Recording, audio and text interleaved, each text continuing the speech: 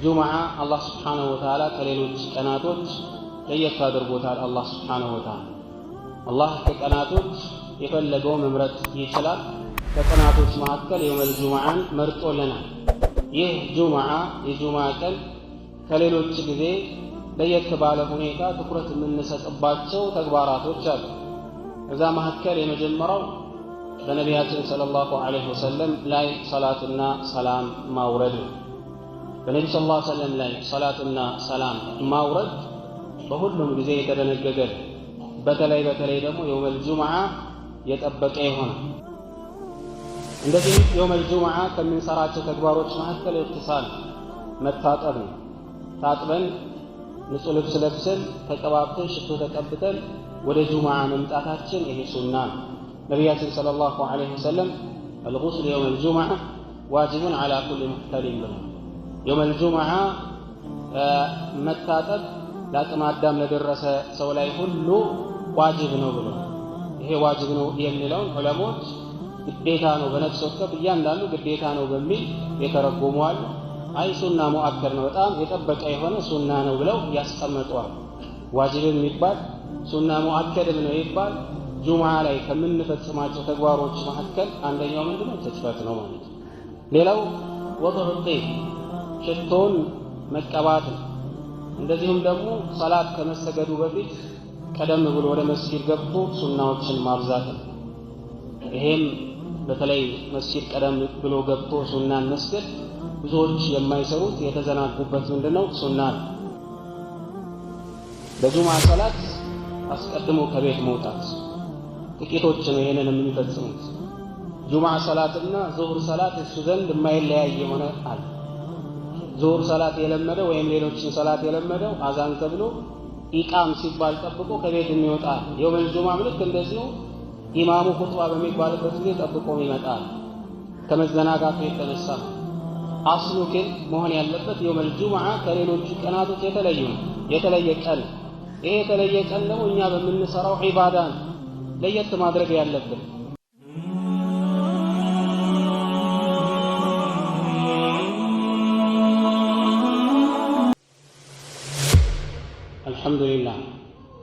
الحمد لله الذي هدانا للإسلام وما كنا لنهتدي لولا أن هدانا الله أحمده سبحانه وأثني عليه ثم الصلاة والسلام على نبينا محمد وعلى آله وأصحابه ومن صار على نهجه وتمسك بسنته إلى يوم الدين ثم أما بعد أيها المسلمون خطبتنا اليوم آداب يوم الجمعة የዛሬ የኹጥባችን መልእክት የጁምዓ ቀን አደቡ ስርዓቱ በምን አይነት መልኩ መከናወን አለበት የሚለውን መልእክት የሚያስተላልፍ ይሆናል።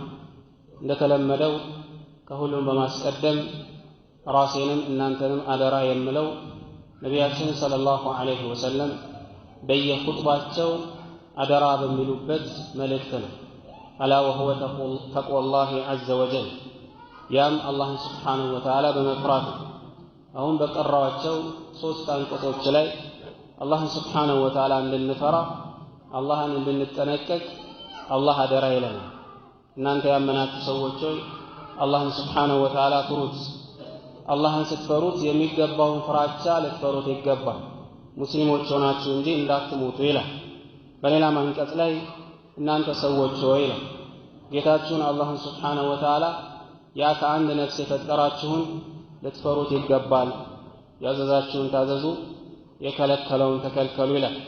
በሌላ አንቀጽ ላይ እናንተ ያመናችሁ ሰዎች ሆይ አላህን ስብሓንሁ ወተዓላ ፍሩ፣ ንግግራችሁንም ትክክለኛ እውነተኛ የሆነ ንግግር ተናገሩ። አላህን የምትፈሩ ከሆነ ትክክለኛ እውነተኛ የሆነ ንግግርን የምትናገሩ ከሆነ ደግሞ ስራዎቻችሁን አላህ ያሳምርላችኋል። ወንጀላችሁን አላህ ስብሓንሁ ወተዓላ ይምርላችኋል። አላህና መልእክተኛውን የሚታዘዝ የሆነ ሰው የዳነ የሆነ ሰው ነው። አላህ ጀነትን ያዘጋጀለት ከጀሃነም ነፃ እንዲወጡ ያደረጋቸው ነፃ እንዲወጡ የሚያደርጋቸው ጀነት እንዲገቡ የሚያደርጋቸው የአላህ ፍራቻ ልባቸው ውስጥ አስፍረው አላህ ያዘዛቸውን የሚታዘዙ አላህ የከለከላቸውን የሚከለከሉ የአላህ ባሮች ናቸው። በዚህ በተወሰኑ ደቂቃዎች እንግዲህ ጁምዓ አላህ Subhanahu Wa Ta'ala ከሌሎች ቀናቶች ለየት አድርጎታል። አላህ Subhanahu Wa Ta'ala አላህ ከቀናቶች የፈለገው መምረጥ ይችላል። ከቀናቶች መካከል የውመል ጁምዓን መርጦልናል። ይህ ጁምዓ የጁምዓ ቀን ከሌሎች ጊዜ ለየት ባለ ሁኔታ ትኩረት የምንሰጥባቸው ተግባራቶች አሉ። እዛ መካከል የመጀመሪያው በነቢያችን ሰለላሁ ዐለይሂ ወሰለም ላይ ሰላትና ሰላም ማውረድ ነው። በነቢ ሰለላሁ ዐለይሂ ወሰለም ላይ ሰላትና ሰላም ማውረድ በሁሉም ጊዜ የተደነገገ ነው። በተለይ ደግሞ የውመል ጁምዓ የጠበቀ የሆነ አቡ ዳውድ በዘገቡት ዘገባ በሰነድ ሰሒህ ረሱል ሰለላሁ ዐለይሂ ወሰለም ምን ብለዋል? ኢነ ሚን አፍደሊ አያሚኩም የውመል ጁምዓ ከቀናቶቻችሁ ሁሉ በላጭ የሆነ ምርጥ ቀን የሚባለው የጁምዓ ቀን ነው አሉ ነቢያችን ሰለላሁ ዐለይሂ ወሰለም። በዛ ቀን አደም ዐለይሂ ሰላም የተፈጠረበት ነው። አደም ዐለይሂ ሰላም የሞተበት ነው። በዛ ቀን ነፍኻ የሚነፋበት ጥሩምባ የሚነፋበት ቀን ነው። ይህ እንግዲህ ሰዎች ከሞቱ በኋላ የሚቀሰቀሱበት ተብሏል፣ ወይም የመጀመሪያ ነፍኻ ነው ተብሏል። ወፊህ ሰዓቃ እንደዚሁም ሰዎች ማለት ነው ራሳቸውን ስተው የሚወድቁበትና ወደ አኺራ የሚሸጋገሩበት ቀን ነው ይህ የጁምዓ ቀን። ስለዚህ ፈአክሲሩ ሚነ ሰላቲ ዐለየ በእኔ ላይ ሰላትን አብዙ አሉ ነቢያችን ሰለላሁ ዐለይሂ ወሰለም። ሰላት በእኔ ላይ የምታወርዱ ከሆነ ፈኢነ ሰላተኩም መዕሩደቱን ዐለይ በእኔ ላይ የእናንተ የምታወርዱት ሰላት ለእኔ ይቀርብልኛል፣ እኔ አደምጠዋለሁ፣ እሰማዋለሁ፣ ወደ እኔ ይቀርባል አሉ ነቢያችን ሰለላሁ ዐለይሂ ወሰለም። በዚህም ጊዜ ያ ረሱላላህ አላቸው የእኛ ሰላት እንዴት ነው ወደ አንተ ጋር የሚቀርበው? አንተ ሞተ ከዛም በኋላ አፈር ከሆንክ በኋላ ከበሰበስክ በኋላ የእኛ ሰላት በምን አይነት ሁኔታ አንተ ጋር ሊቀርብ ይችላል ብለው ሰሃቦች ወይም ከሰሃቦች መካከል ጠየቁ። ይሄንን ማለት እንግዲህ አስሉ ምንድነው? የሰው ልጅ ከሞተ በኋላ ይቀበራል። ከተቀበረ በኋላ ቀብሩ ሲገባ ሰውነቱ ይፈርሳል ማለት ነው። ከአፈር ጋር ነው የሚቀላቀለው። ምን ይሆናል? ወደ ትቢያ ነው የሚለወጠው። ስለዚህ ወቀት አረምተ በስብሰህ ሲያበቃ እንዴት ነው የኛ ሰላት ወደ አንተ ሊቀርብ የሚችለው? በዚህ ጊዜ ረሱል ሰለላሁ ዐለይሂ ወሰለም ምን አሉ? ኢነላህ ዐዘ ወጀለ ሐረመ ዐለል አርዲ አጅሳደል አንቢያ አላህ ሱብሓነሁ ወተዓላ ለምድር የአንቢያዎችን ጀሰድ እንዳትበላ ሕርም አድርጎባታል አሉ ነቢያችን ሰለላሁ ዐለይሂ ወሰለም። ነቢያቶች ሞተው ሲቀበሩ እንግዲህ በደናቸው ምድር አትበላቸውም ማለት ነው።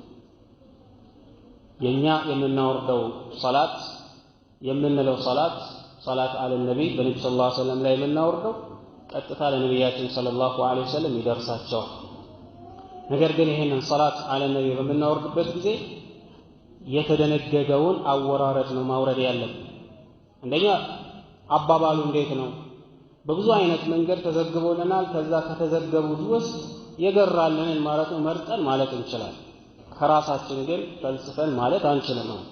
ሁለተኛ ይሄን ሰላት አለ ነብይ የምናደርገው በጀማዓ ተሰብስበን አይደለም። ሁሉም ለራሱ ነው የሚል ከነብዩ ሰለላሁ ዐለይሂ ወሰለም የተገኘው ከሰሃቦች የተገኘው ያስተማሩትም ይሄ ስለሆነ ማለት ሁሉም ለየግሉ ምን ያደርጋል?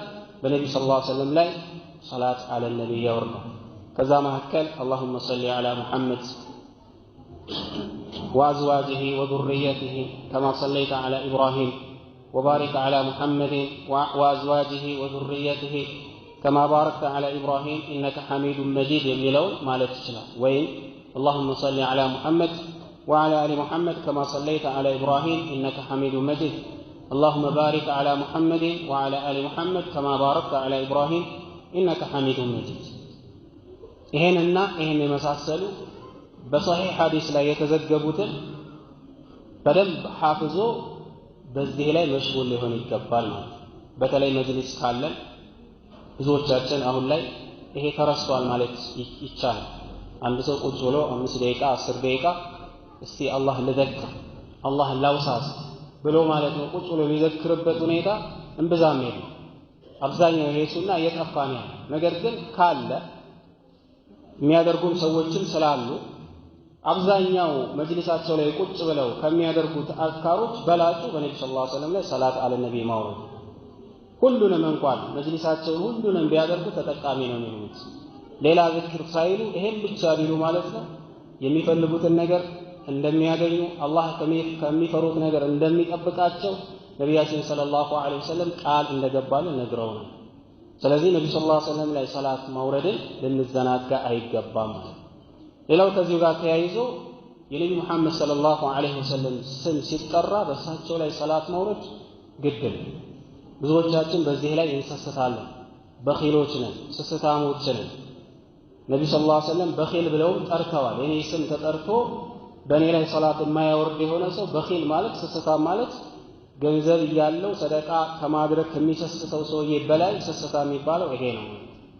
አላ ኩሊ ሐል የውመል ጁምዓ ሌላ ጊዜ ሰላት ከምናወርደው ነብዩ ሰለላሁ ዐለይሂ ወሰለም ላይ በተሻለ ሁኔታ በዛ ባለ ሁኔታ ትኩረት አድርገን ማውረድ ይጠበቅብናል። እንደዚህም የውመል ጁምዓ ከምንሰራቸው ተግባሮች መካከል ኢግቲሳል መታጠብ ነው። ታጥበን ንጹህ ልብስ ለብሰን ተቀባብተን ሽቶ ተቀብተን ወደ ጁምዓ መምጣታችን ይሄ ሱና ነው። ነቢያችን ሰለላሁ ዐለይሂ ወሰለም الغسل يوم الجمعة واجب على كل محتلم ብለዋል። የውመል ጁምዓ መታጠብ ለአቅመ አዳም ለደረሰ ሰው ላይ ሁሉ ዋጅብ ነው ብለዋል። ይሄ ዋጅብ ነው የሚለውን ዑለሞች ግዴታ ነው በነፍስ ወከፍ እያንዳንዱ ግዴታ ነው በሚል የተረጎሙ አሉ። አይ ሱና ሙአከር ነው በጣም የጠበቀ የሆነ ሱና ነው ብለው ያስቀምጠዋል። ዋጅብም ይባል ሱና ሙአከድም ነው ይባል። ጁምዓ ላይ ከምንፈጽማቸው ተግባሮች መካከል አንደኛው ምንድነው? ትጥበት ነው ማለት ነው። ሌላው ወضع الطيب ሽቶን መቀባት ነው።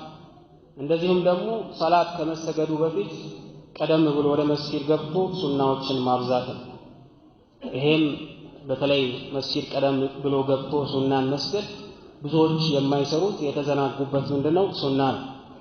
ኢማሙ አልቡኻሪ ረሕመቱላሂ ዐለይህ ካስተላለፉት ሐዲስ ሰልማን አልፋሪሲ ረዲየላሁ ተዓላ አንሁ ምን ይላል? ነቢያችን ሰለላሁ ዐለይሂ ወሰለም እንዲህ ብለዋል።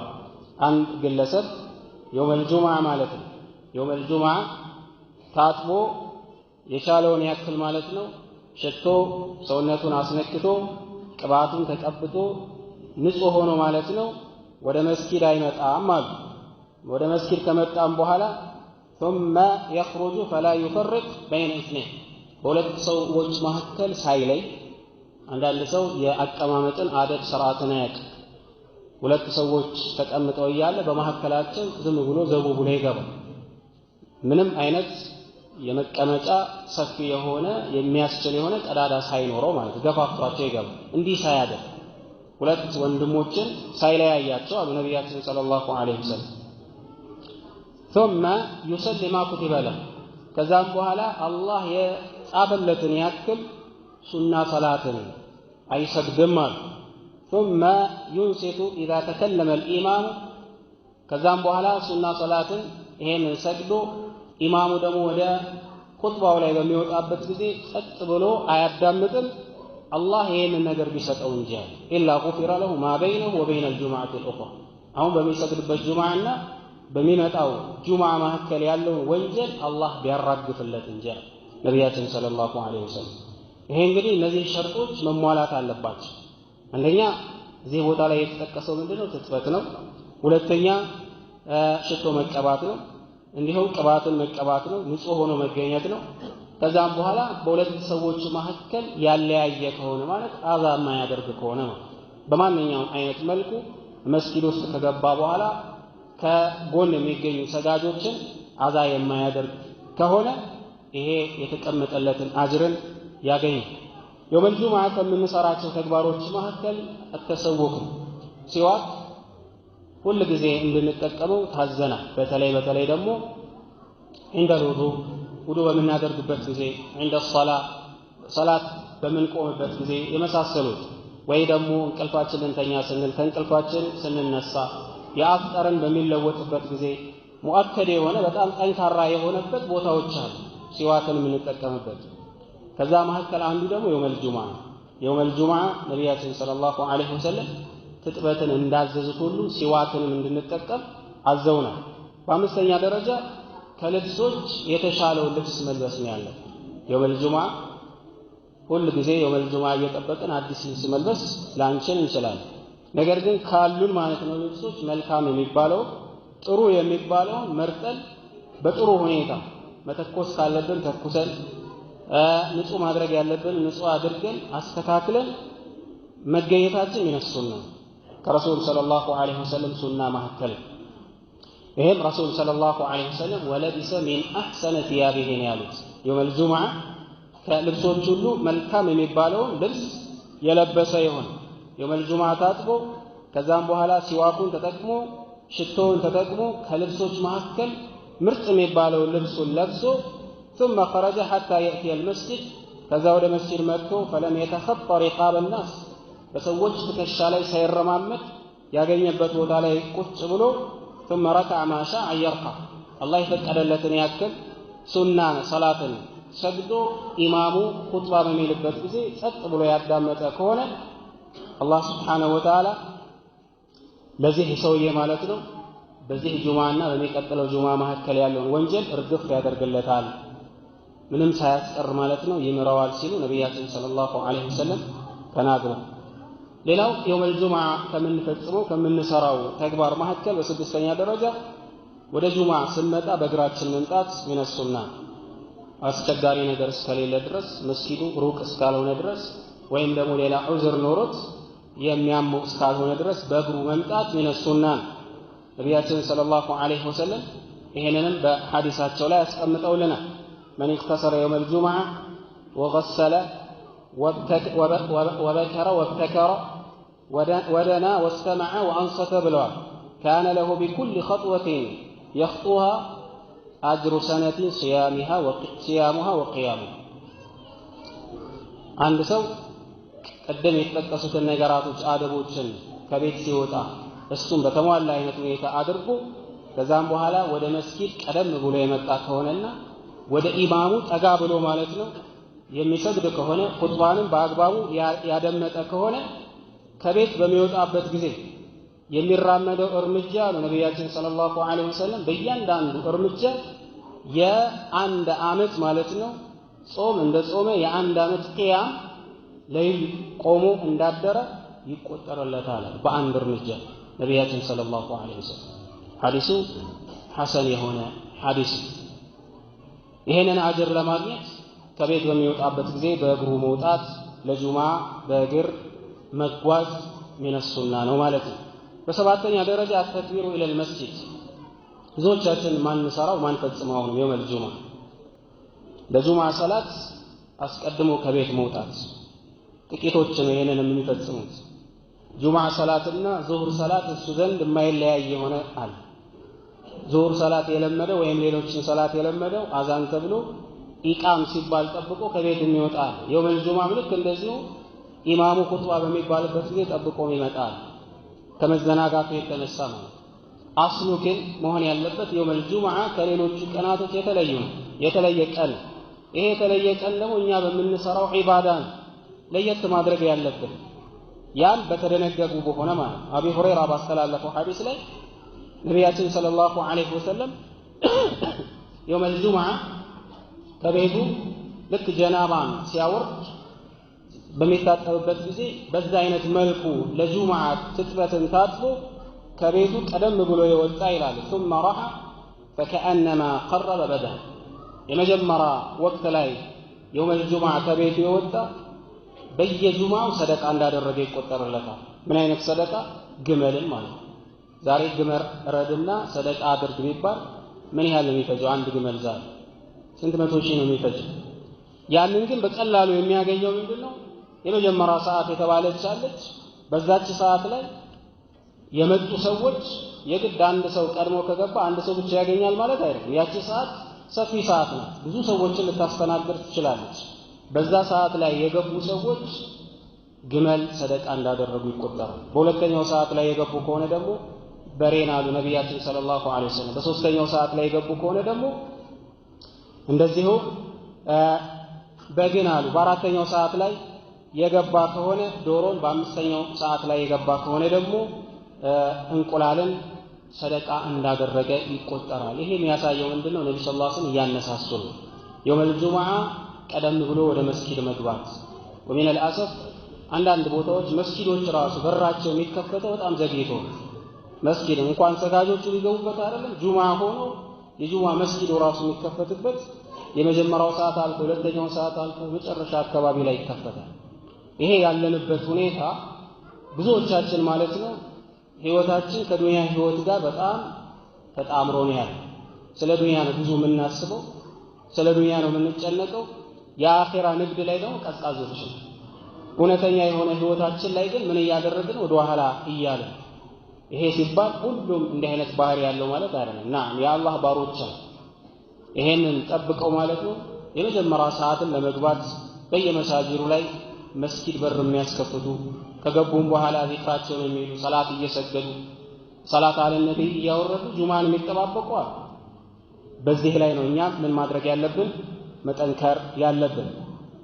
ሌላው ከጁማዓ ሥርዓትና አደብ መካከል አሁንም ብዙ ሰዎች የሚሳሳቱት ነው ይሄ መስጊድ ከገባን በኋላ መጠንቀቅ ያለብን ነገር አደሙ ተኸጢ على الرقاب በሰዎች ትከሻ ላይ ተላልፎ ተራምዶ አለመተላለፍ። አንድ ሰው ዘግይቶ ከመጣ በመጣበት ቦታ ላይ መቀመጥ ነው ያለበት። ክፍት ቦታ ካየ በሰዎች ትከሻ ላይ የማያልፍ ከሆነ እዛ ቦታ ላይ መዝጋት ይችላል። ያለበለዚያ ግን ከፊት ለፊት ያሉ ሰዎች ነው ያንን ቦታ ምን ማድረግ ያለባቸው መዝጋት ያለባቸው። ከዕለታት አንድ ቀን ነቢያችን ሰለላሁ ዐለይሂ ወሰለም እንደዚህ ኹጥባ እያደረጉ አንድ ግለሰብን ተመለከቱ። በሰዎች ትከሻ ላይ እየተራመደ ማለት ነው ክፍት ቦታን እያየ ወደፊት ለመጠጋት ሲሞክር የአላህ መልእክተኛ ኹጥባቸውን አቋርጠው እጅሊስ አሉት። ባለህበት ተቀመጥ አሉት። ፈቀድ አዘይት ሰዎችን አዛ እያደረግክ ነው። ስትገባ ደግሞ ዘግይተህ ነው የገባኸው። ዘግይተህ ገብተህ ስታበቃ እንደገና ሰዎችን አዛ እያደረግክ ነውና ባለህበት ቦታ ላይ ተቀመጥ አሉ ነቢያችን ሰለላሁ ዐለይሂ ወሰለም። መጀመሪያ ቀደም ብሎ መገኘት ነው። ካልመጣ ደግሞ አሁንም አደቡንና ሥርዓቱን መጠበቅ ይኖርበታል። ምክንያቱም ጁሙዓ ሰግዶ ብዙ አጅር አገኛለሁ ብሎ አጅር ከማግኘት ይልቅ ሌላ ወንጀል ማለት ነው ተሸክሞ ወደ ቤቱ መመለስ ስለሌለበት። ሌላው ወደ ኢማም መቅረብ አጅር አለው። አንዳንድ ሰዎች ይሳሳታሉ። የመጀመሪያ ሰዓት ነው ጁሙዓ ላይ የሚገቡት ወይም ከሰዎች ቀድመው ነው የሚገቡት። ነገር ግን ግድግዳ ተደግፈው መጨረሻ ላይ ነው የሚቀመጡት። ሰዎች ከኋላ የመጡ ሰዎች ከነሱ ምንድነው የሚሆኑት? ፍለፊት ነው የሚሆኑት። ይሄ ኺላፈ ሱና ነው። የሱና ምንድነው? ተቃራኒ መሆን ያለበት ምንድነው? ቅድሚያ ከገባ ቅድሚያ ቦታ መያዝ አለበት። ያም ደግሞ አልኢህቲራም من الإيمان ወደ ኢማሙ በቀረበ ቁጥር የበለጠ አጅሩ ምን ይሆናል? ይበልጣል። ለዚህ ነው ረሱል ሰለላሁ ዐለይሂ ወሰለም አንድ ሰው ከኢማም ማለት ነው በቀረበ ቁጥር ጀነት ውስጥ ደረጃው እየቀረበ ነው የሚመጣው። ከኢማም በራቀ ቁጥር ደግሞ ከጀነት እየራቀ ነው የሚመጣው አሉ ሰሒህ በሆነ ሐዲስ ላይ። ጀነት ቢገባም እንኳን የሚገባበት ጊዜ ይዘገያል። ይሄ እንግዲህ በትንሽ ሥራ ትልቅ አጅር የምናገኝበት ነው። ሌላው ጁሙዓ ላይ የምንፈጽማቸው ነገራቶች ተሕየተል መስጂድ ነው። ተሕየተል መስጂድ ብዙዎቻችን የማንረሳው ነው፣ ተግባራዊ የምናደርገው ነው። መስጊድ በምንገባበት ጊዜ ሳንሰግድ 2 ረካ መቀመጥ የለብንም።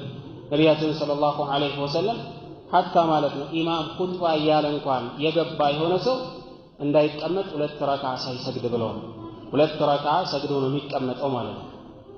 ነገር ግን እዚህ ቦታ ላይ አንድ ማስተካከያ ወይም ደግሞ ብዙዎቻችን የማናስተውለው ነገር አዛን እያለ ወደ መስጊድ የገባን ጊዜ ማለት የውመል ጁሙዓ አዛን እየተባለ ወደ መስጊድ የገባን ጊዜ አዛኑ እስከሚያልቅ ድረስ ቆመን እንጠብቃለን። ብዙዎቻችን የምንፈጽመው ይሄ ነው። ነገር ግን መሆን ያለበት አዛን እየተባለ ሱናችንን መስገድ ነው ያለብን። ለምን ከተባለ የጁሙዓው ኹጥባ እንዳያመልጠን ነው። የጁሙዓውን ኹጥባ ልባችንን ሰብሰብ አድርገን እንድናዳምጥ። አዛን በሚባልበት ጊዜ ምላሽ መስጠት ዋጅብ ነው፣ ግዴታ ነው። የጁሙዓ ኹጥባን ማዳመጥ ግዴታ ነው። 2 ግዴታዎች። ነገር ግን ከሁለቱ ግዴታዎች ደረጃው ከፍ ያለና የጠነከረ የትኛው ነው? የጁሙዓን ኹጥባ ማድመጥ ነው። ስለዚህ ለጁሙዓ ኹጥባ ሲባል አዛን እየተባለ የሚገባ የሆነ ሰው ቶሎ ብሎ ረካዓተይኑን ኸፊፍ አድርጎ ሰግዶ ለጁማ ኹጥባ ምን ማድረግ አለበት? መዘጋጀት ይኖርበታል።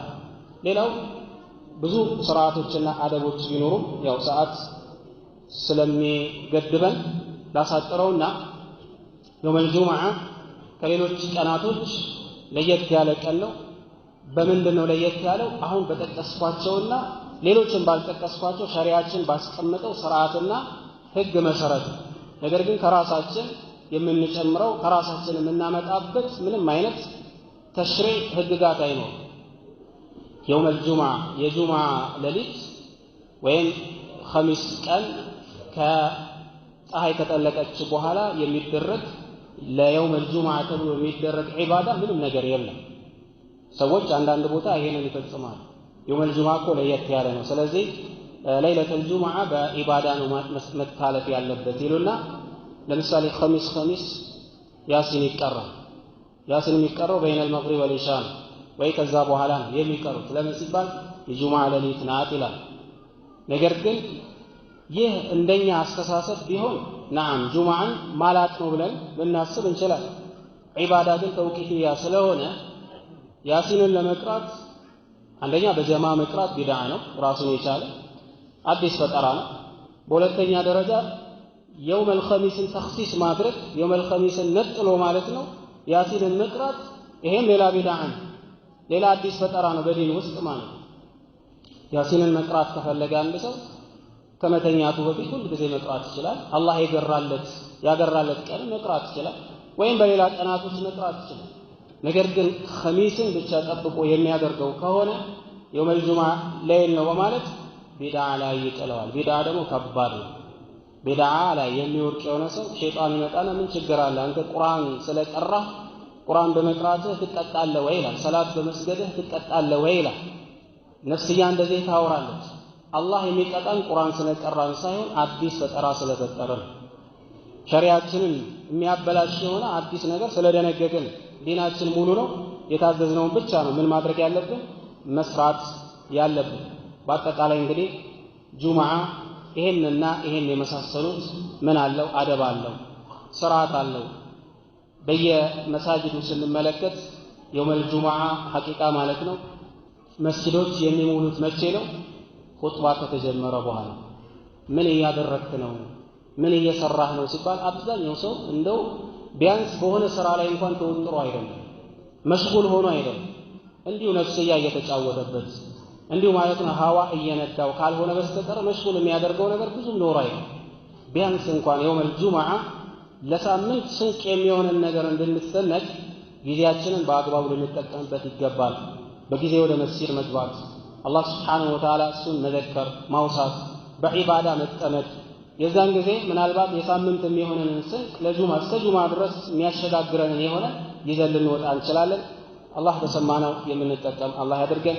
عباد الله إن الله يأمركم أن تصلوا وتسلموا على نبيكم نبي الرحمة وقد أمركم بذلك إن الله وملائكته يصلون على النبي يا أيها الذين آمنوا صلوا عليه وسلموا تسليما اللهم صل وسلم على نبينا محمد وعلى آل محمد كما صليت على إبراهيم وعلى آل إبراهيم إنك حميد مجيد وآخر دعوانا أن الحمد لله رب العالمين.